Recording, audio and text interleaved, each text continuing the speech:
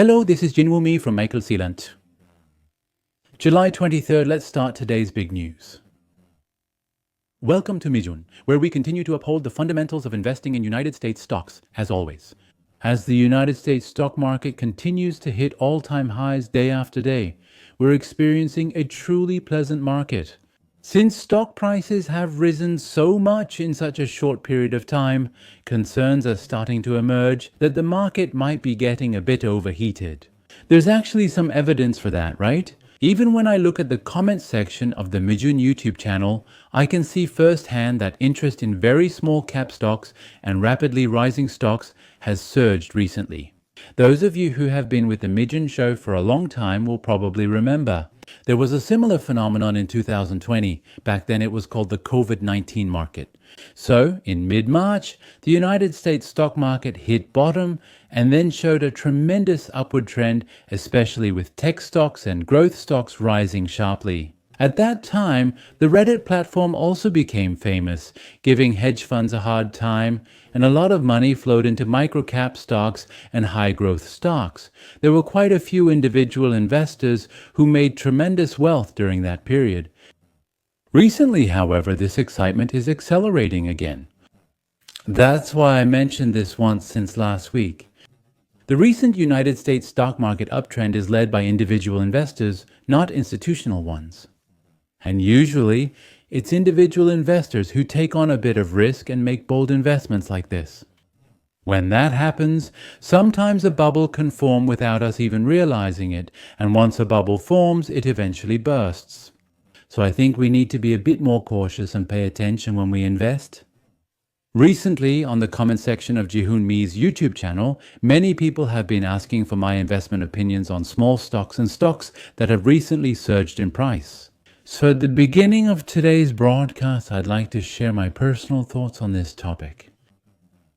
First, let me show you a stock price chart for a moment.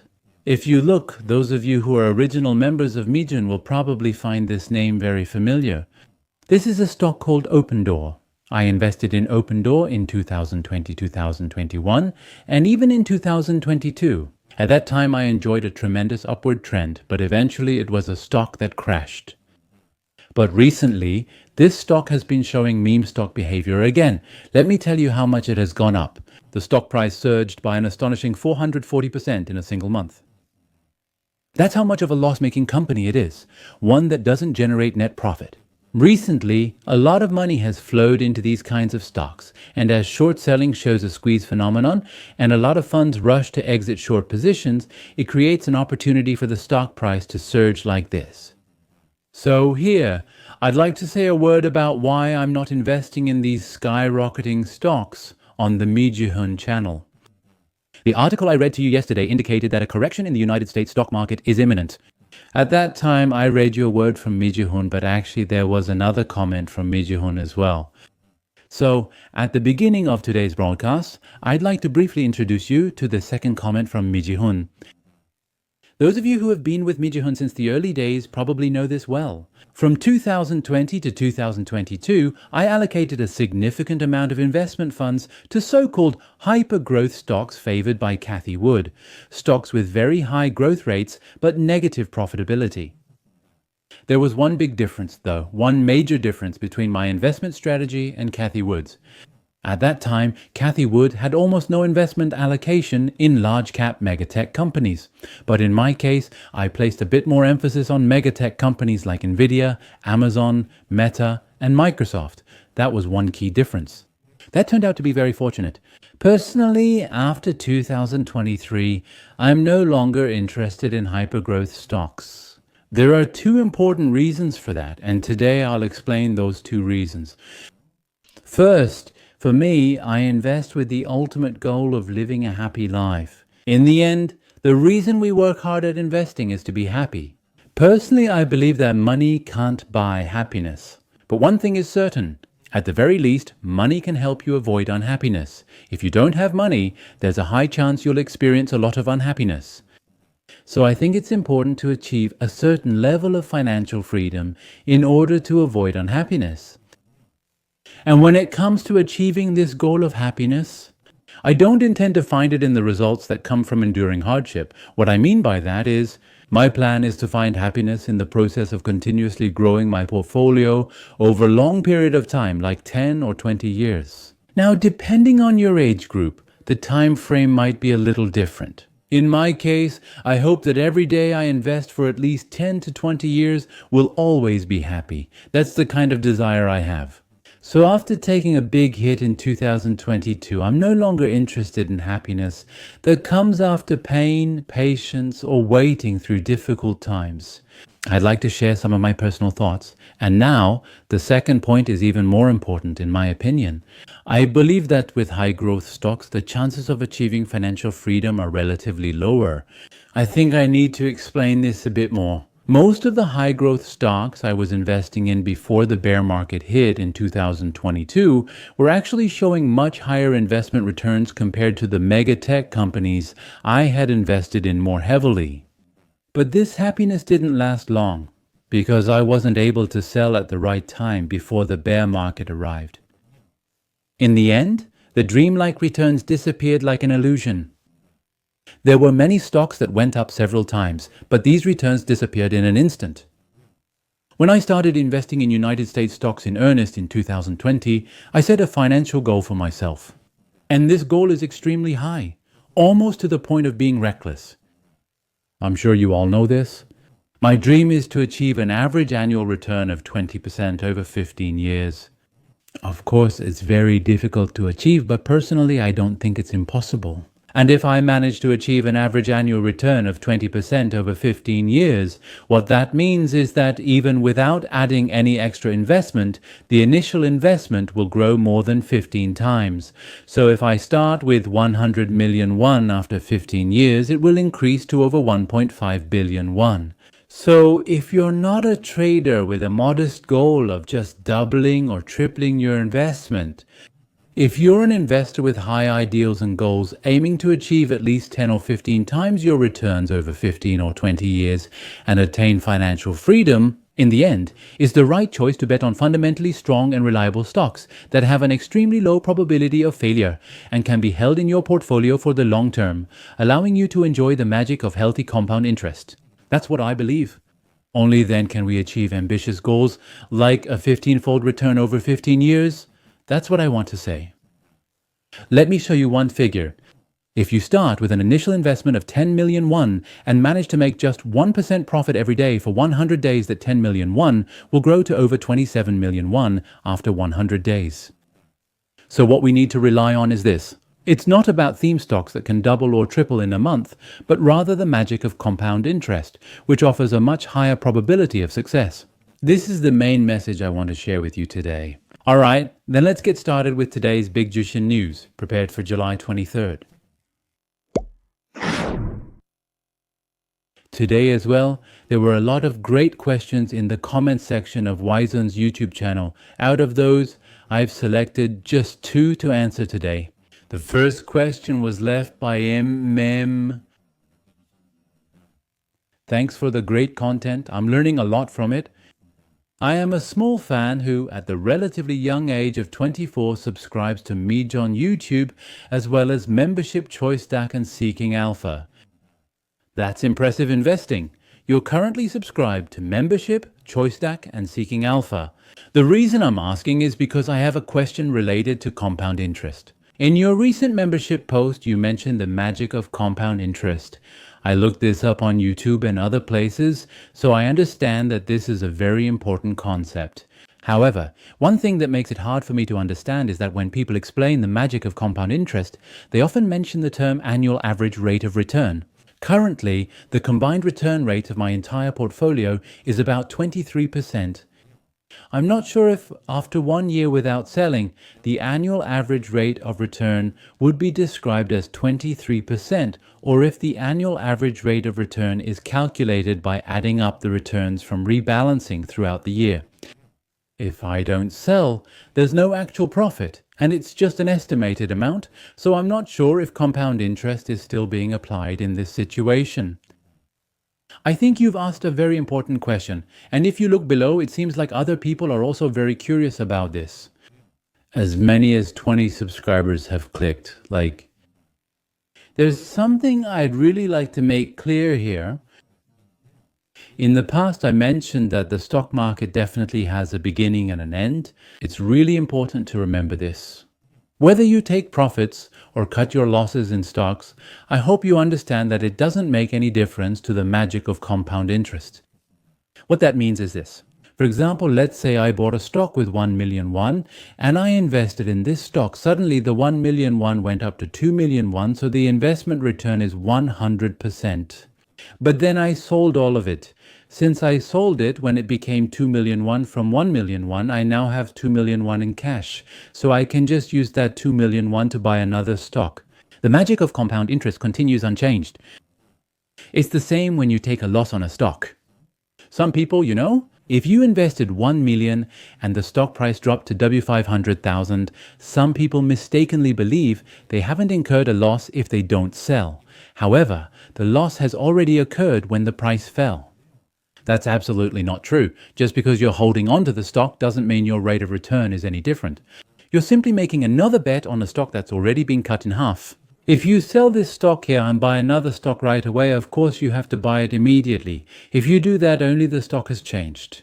A 50% loss is the same. Of course, there's a difference between a realized loss and an unrealized loss. That doesn't mean anything. If I have 500,000 won in cash and use it to buy stock, it transfers to my stock account. There's no difference between holding 500,000 won in my stock account without selling and keeping it there. So the most important thing is this. To benefit from compound interest, it's crucial to maintain your investment capital. The frequency of buying and selling stocks doesn't affect the magic of compounding.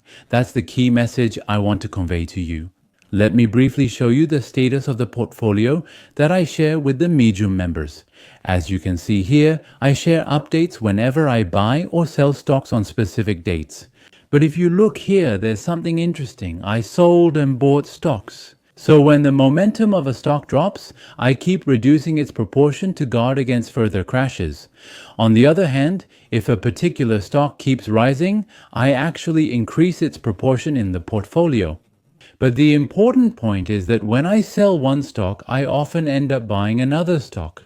Of course, if I'm selling to increase my cash holdings, I don't always do that. Now let's take a look. Since there's selling, there's also buying. If there's a sale, there's a purchase. Sell, buy, sell, buy. And sometimes I only buy one additional stock, and other times I buy 2 new stocks. But when I sell, I immediately buy. Additional purchase.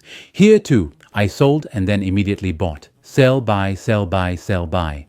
What this means is that I don't usually hold on to cash. I have a target cash ratio, right? I just maintain that ratio, but if my cash ratio suddenly increases, I can't enjoy the magic of compound interest that I mentioned earlier.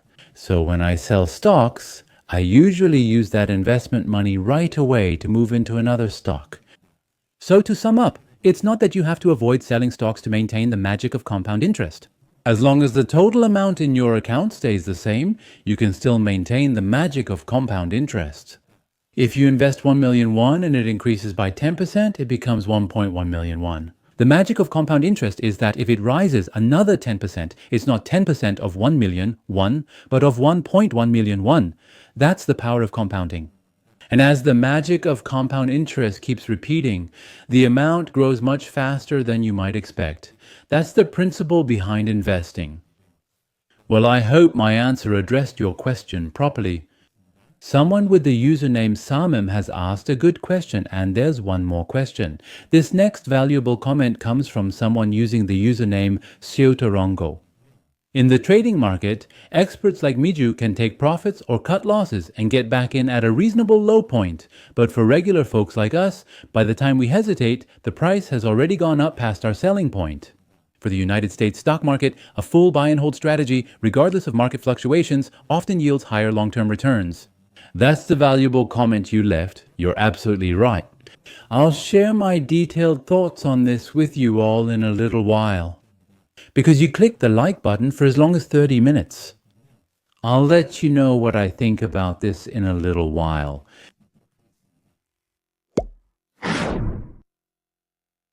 This time, I'll summarize Mi Hyuk Jun's highlights from yesterday. Yesterday's market was clearly bullish at a glance. There were a lot more stocks in green than in red. However, the Nasdaq closed in the negative yesterday, and as you can see here, there were actually a lot more tech stocks in red. On top of that, all the leading stocks in the market right now, Nvidia, Broadcom, Microsoft, Amazon, and Meta, fell, so yesterday's decline was mainly centered on tech stocks. But overall, the market atmosphere was festive. You can see it that way. If you actually look at the movements of the major indicators in the United States stock market yesterday, the Nasdaq 100 was the only index to decline, while the others, including the S&P 500, closed slightly higher. That's because the proportion of tech companies is extremely high, so when tech stocks fall, it's very difficult for the S&P 500 to stay in the positive. However, even though the Nasdaq was down 0.52, that's the Nasdaq 100, the Nasdaq 100 recorded minus 0.52%. The rest of the stocks performed so well that the S&P 500 also managed to close in the positive. And if you look below, out of the 11 sectors that make up the S&P 500, only the tech sector fell by 0.93% yesterday, while the other 10 sectors all closed in the positive, which is a pretty rare occurrence. But usually, when tech stocks that have been running strong start to slow down and the other sectors begin to rise, we define this as a rotation where funds start moving out of tech stocks and into other sectors. But although we need to watch the market today, in my opinion, the chances of tech stocks continuing to fall are very low. The reason is, as I've been emphasizing for several weeks, there are still many people holding on to cash who haven't jumped into this market yet. What that means is, if tech stocks fall, there are still a lot of people left who will buy in for the first time. There are still a lot of people around us who have increased their cash holdings too much. The same applies to institutional investors. Some who had exited the United States stock market keep buying tech stocks whenever they fall due to their fondness for them. I believe this buying power still exists. Let's examine yesterday's market breadth. It likely improved significantly as everything rose except for tech stocks. So, the percentage of stocks trading above their 51-day moving average improved to 72.7%, and even the stocks with a strong long-term trend started to show a very good performance at 61.75%. Next is the volatility index. The volatility index is at 16.50, so it's really lukewarm, very calm. From an investor's perspective, we don't necessarily wish for this calm state to continue forever, but a market that quietly and steadily rises like this is actually the most desirable situation for us investors. I want to emphasize this once again. There's no change in the fear and greed index either. It was at 74, but now it's dropped slightly to 73. However, despite that, the fact that the fear and greed index isn't moving significantly and is staying at a consistent level can be interpreted as a very positive sign. It's the same with the market score provided by ChoiceStar. It's at 82, and before that it went up to 83 or 84, but even so it doesn't move much. So rather than a market with a lot of changes, I want to say once again that a market with little change like this is more advantageous for us. Yesterday, as the Nasdaq index fell by 0.39%, over half of the June top picks also declined in performance. However, some stocks performed well even amidst that. B2 went up by 4.45%, making it the best performer. The trade desk was up 2.05%, Talon Energy up 1.11%, Tesla up 1.10%, First Solar up 0.93%, Uber up 0.69%, Alphabet up 0.65%, Vistra up 0.46%, and MicroStrategy rose by 0.03%, all recording gains. All the other stocks declined. Amazon was down 0.80%, Meta down 1.14%, Advanced Micro Devices down 1.45%, Bitcoin down 1.50%, Taiwan Semiconductor Manufacturing Company down 1.78%, Palantir down 1.79%, Coinbase down 2.2%, Nvidia down 2.54%, Cred down 2.94%, and Broadcom down 3.34%. Celestica dropped 3.75%, showing that the stocks which had been performing well recently are now mostly declining. That's how you can look at it. As shown on the screen, United States stock futures are rising sharply, with the Dow Jones up 0.56%. S&P 500 futures are also up by 0.45%, and Nasdaq futures are rising by 0.30%. Among them, the fact that Dow Jones futures are doing this well is noteworthy. We can infer that there must have been some good economic news, and in fact there was a very positive development. President Trump announced a large-scale trade agreement with Japan last night. Let me briefly introduce the details. If you look at the details of the United States-Japan trade agreement, President Trump announced a large-scale trade deal with Japan. They set a 15% tariff on Japanese products. Originally, they were considering a tariff close to 25%, but suddenly it was drastically reduced like this. So you can see this as a very big positive factor. If you look at the main points, Japan's tariff on cars exported to the United States will be reduced from the existing 25% to 15%. Japan announced that it would invest $550 billion in the United States. They boasted about it like this. It's written here, right? President Trump said in a Truth Social post that this agreement might be the biggest deal ever. Japan will invest $550 billion in the United States, and the United States will receive 90% of the profits. So he praised himself, saying that he accomplished something tremendous. If you look at the market's reaction, with the news of the agreement, Japan's Nikkei index surged more than 2%, and major automakers like Toyota and Honda saw their stock prices soar by as little as 8% and as much as 17%. As a result, there's a major commotion in Japan currently. You can see that the United States stock market is also picking up on this momentum, with futures indexes soaring. Now, I'll try to wrap things up with a final word from Mijun. I'd like to say that stock prices are more sensitive to changes in expectations than to absolute situations. So what does this mean? As we all know, the stock market is a leading indicator. The stock market usually moves at least about 6 months ahead. So it's reasonable to say that already known information and expectations are already reflected in the stock price. In other words, you can think of stock prices as moving only based on newly released information or changes in existing expectations. For example, if everyone already thinks the economy is good, if there are no additional positive factors, just the acceleration of uncertainty alone can cause stock prices to fall. So even if the economic situation is very good, if people are unsure about what will happen next, stock prices can fall. On the other hand, no matter how bad the economy is, if there are signs that the worst is over and things will gradually get better from now on, stock prices can actually rise. That's how you should look at it. Therefore, the reason why the United States stock market has been continuously rising since mid-April is exactly because of this. As we know, the cause of the market correction was clear. It was the Trump tariff situation. However, since this situation is at least showing some signs of improvement, stock prices have continued to rise recently. That's how you should see it. And yesterday, as many as 3 countries finally reached the bottom. The first one, as mentioned in this article, is Japan.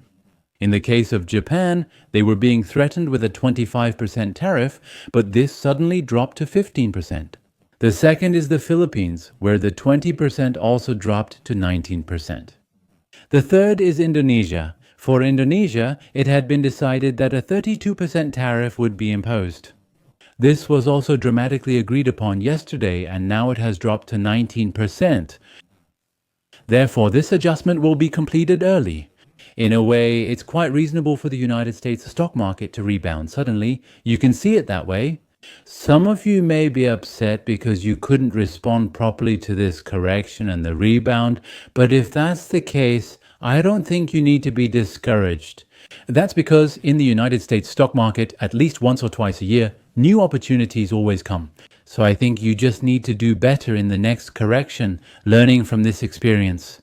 Now, so I hope you remember just 2 things. First, when the stock market plunges, we need to remember to assume the worst case scenario. It drops much more than we expect, and that's exactly the reason. Stock prices fall based on the worst case scenario, because they drop in advance by reflecting all the bad news beforehand. If the negative news already factored into the stock price improves or vanishes, a recovery in the stock price is inevitable. That's the perspective to have. Now, secondly, what's more important than whether the current situation is good or bad is whether things are getting better or actually getting worse. This is what determines the stock price. I hope you remember these 2 things. The next article we've prepared is about a chart expert's outlook on the United States stock market. Let's take a look at what the technical analysis says about the outlook for the United States stock market, how investors should respond, and even some investment advice. Growth stock trading refers to investing mainly in tech stocks. First, tech stock trading has risen by 40% in less than 4 months since the April low. It almost formed a parabolic curve.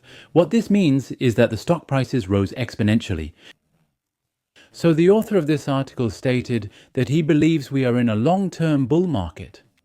A year from now, it will be at a much higher level than it is now. So, from a mid to long-term perspective, stock prices have no choice but to keep rising. Right now, it's a bull market, and the possibility of a bear market coming is very low. That's what he's saying. However, in the short term, a correction is possible. That's what he's revealing through technical analysis. But there's a problem here. If a short-term correction could happen, should we be concerned about it? That's the question that comes up. That's the question one of the subscribers asked earlier.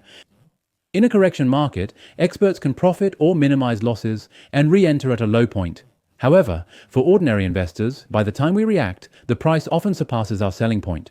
So with United States stocks, some people argue that just buying and holding, no matter if the market goes up or down, can actually lead to bigger long-term profits. Think of this as an extension of that concept. But the answer here is that it depends on your perspective and goals.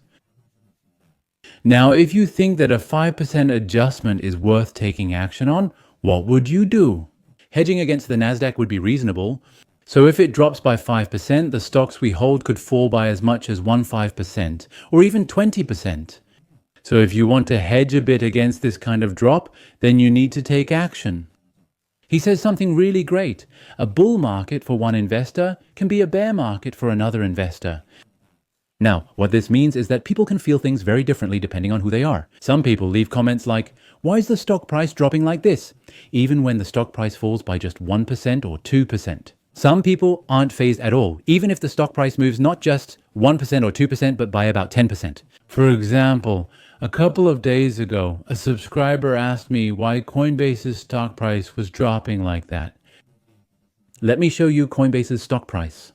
It dropped 2% in a day, but if you look over the past 5 days, it's still in the plus. And the 1-month return is 31%. So, from my perspective, Coinbase is really hot right now, but some people might wonder why Coinbase's stock price is dropping like this. So, depending on the investor's perspective and goals, the same situation can look different. That's how you should see it.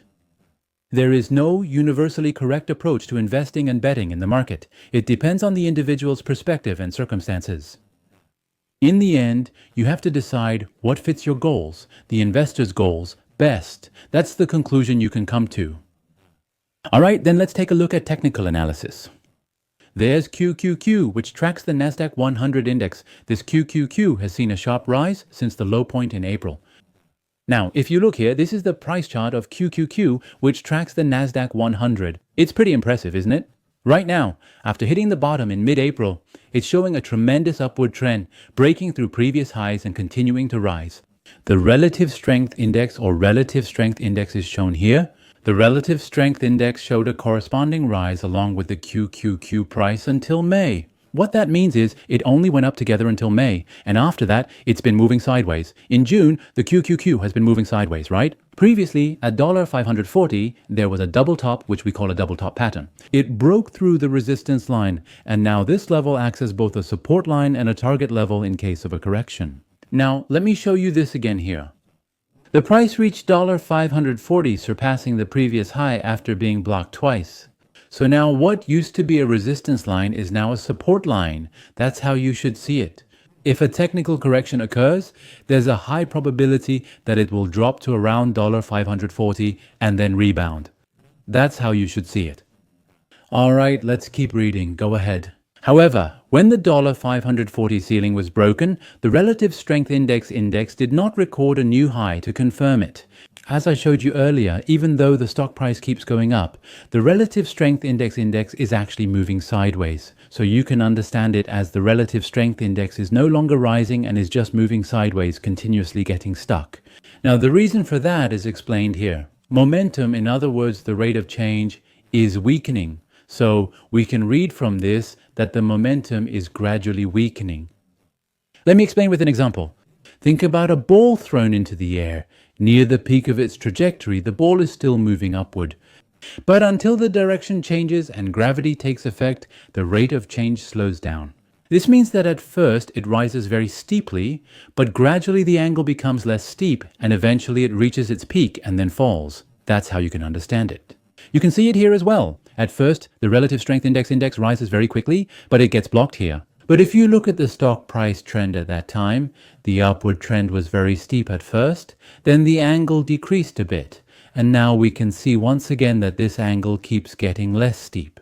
Now, in addition, this week, starting today, Wednesday, with the earnings announcements from Alphabet, ServiceNow, and Tesla, the core earnings season for major growth stocks is set to begin. As I mentioned before, momentum can change direction when a catalyst appears. What that means is, things are going well right now, and it would be great if this trend continues, but there could be a catalyst that either strengthens this trend or causes it to break. The preparation of an event is something we should pay attention to. And next week, there will be more earnings announcements and a Federal Reserve meeting, so there will be even more things to keep an eye on. We also need to look at other macro markets that could potentially impact the stock market. Currently, the most popular gold exchange traded fund is the one called GLD, and the chart on the left shows the current trend of the gold exchange traded fund. It's been stuck for a while and it's moving sideways right now. This sideways trend is about to end and it's right before it goes up again. So it's trying to break through the $317 resistance line. The chart on the right shows TLT, an exchange traded fund that invests in long-term government bonds with maturities over 20 years. With relative strength index divergence, there's an inverse head and shoulders pattern. Let me explain what an inverse head and shoulders is. It's when the head and shoulders are reversed. So the head is at the bottom and the shoulders are on both sides, like this. You can view this pattern as a precursor to an upward movement, indicating that the exchange-traded fund called TLT, this is an exchange-traded fund that tracks long-term United States Treasury bonds. There's a high likelihood that Treasury bond prices will increase, potentially leading to a significant inflow of money into these bonds. Therefore, when the price of gold and the price of bonds rise like this, it's highly likely to have a negative effect on tech stocks instead. That's how we can analyze it. Now, here's the conclusion. In less than 4 months, tech stocks have surged by as much as 40%. Therefore, since we're heading into earnings season, there's a high chance that a catalyst will emerge. And this catalyst could be positive, but it could also be negative. So at this point, taking some profits or realizing some gains can be considered quite reasonable. Especially if you're investing with a short-term perspective, that's what you should do. However, when it comes to a larger long-term portfolio, such potential corrections are just noise. Therefore, the conclusion is that there's nothing to worry about. So, this author argues that we are still in a long-term tech bull market led by artificial intelligence. After a year, stock prices will be much higher than they are now. Of course, there will be ups and downs along the way. There will be ups and downs, but the main point of this article is that over the course of a year, the probability of stock prices being higher than they are now is very high. Alright, I'll wrap up with the final word from Mijun. Yesterday on my broadcast, I read an article saying that a correction in the United States stock market is imminent. Now, when I occasionally post articles about market corrections like this, I often see comments saying that unless you're a professional investor, you shouldn't try to time the market by buying and selling stocks. Let me share my thoughts on this. When I share articles about market corrections like this, and when I deliver the message to prepare for a market correction, my intention is not to say that you should sell your stocks at the right time to maximize your returns. Rather, even if a correction comes in the current situation, there's nothing strange about it.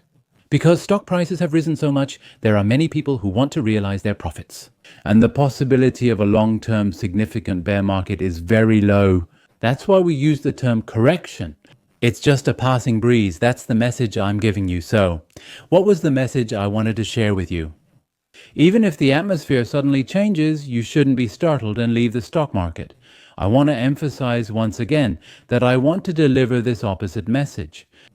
As I've mentioned several times on the broadcast, what I want to avoid is not a correction, but a bear market. And a bear market has a certain pattern. A bear market doesn't start when interest rates are being cut, but rather, it begins right before the interest rate hike cycle starts. Or when the economy is declining, that is, right before it falls into a recession, that's when the United States stock market starts to decline. Unless circumstances change, the upward trend will likely persist. But there are corrections in between, right? So when a correction happens, you shouldn't panic and leave the United States stock market out of fear. That's the message I want to convey to all of you. Personally, from what I've seen, when you invest in the United States stock market, corrections happen almost once or twice every year, and it seems like there's no way to avoid them each time. And there's another advantage that individual investors have over institutional investors, which is that you don't have to keep all your investment funds in stocks. So when investment returns are really good like they are now, that's what I do. At times like this, each of you should have a target cash allocation in mind. I'll keep at least 10% in cash. I'll keep 20% in cash. I'll keep 30% in cash. So, for those of you who have a target for your cash allocation, I hope you'll pay a little more attention when the stock prices are running too well. That's how you should see it. I keep emphasizing the daily importance of cash allocation for this reason.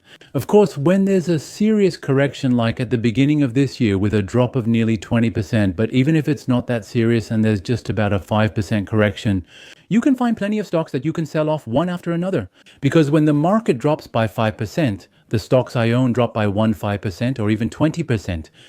But if you don't have enough cash at this time, investing isn't very fun.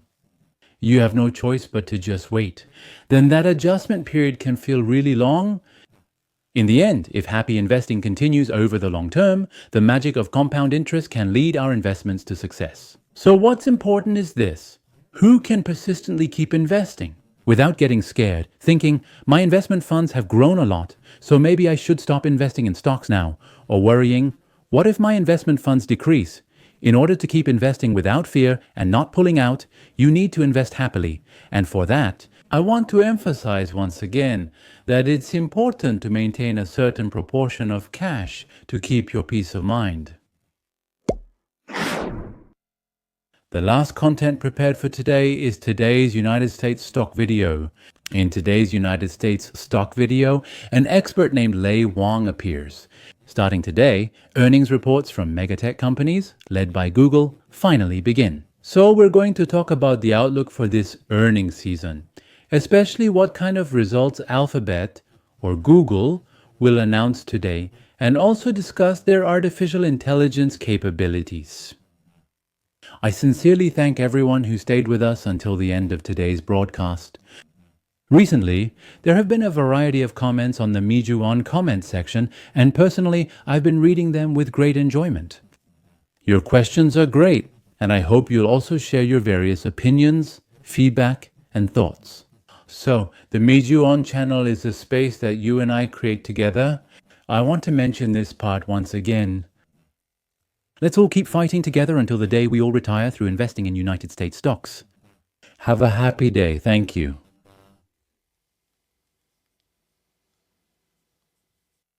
The big tech earnings season starts tomorrow with Google and Tesla leading the way.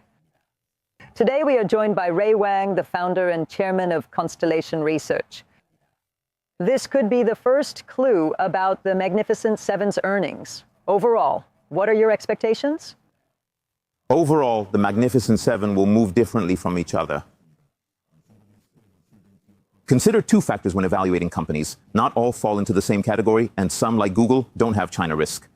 But the key questions are, will artificial intelligence erode the search and advertising business, and will Google Cloud Services continue to grow? Simply put, it seems that Google is making a lot of improvements in terms of artificial intelligence. In fact, I think there's a possibility that they are actually leading in terms of artificial intelligence capabilities. However, the key issue is still how to monetize artificial intelligence. The trends indicate that cloud services, search, and advertising are growing steadily. Search and advertising are projected to increase by around 80%, while the cloud sector is expected to grow by over 20%. Google. The stock price has hardly moved at all this year. You could say that those questions have already been reflected. Then is now the right time to get in? Will Google win the artificial intelligence race? I believe Google will be one of the top 3 winners in the artificial intelligence field, and I think now is a good time to get in. Compared to other companies, Google's price-earnings ratio is at an attractive level. Antitrust regulations and the perception of lagging in the artificial intelligence race are currently burdening the stock. When speaking with developers and system integrators, particularly during my recent visit to India, the consensus was that Google leads in artificial intelligence technology. Google is ahead of Microsoft in terms of technological advancement. That's because Google's artificial intelligence technologies like ViewStream and Gemini are actively being used by developers, and they're also being used on coding sites and in product development fields. One of our clients was able to complete the same work in half the time and at half the cost with just 10 people compared to having 110 people, and Gemini was at the center of that achievement. You set the target stock price at $210, right? You seem confident about Google. What about Tesla? It went up 30% over the past year. Tesla is a stock that moves according to news headlines, so it's different in nature.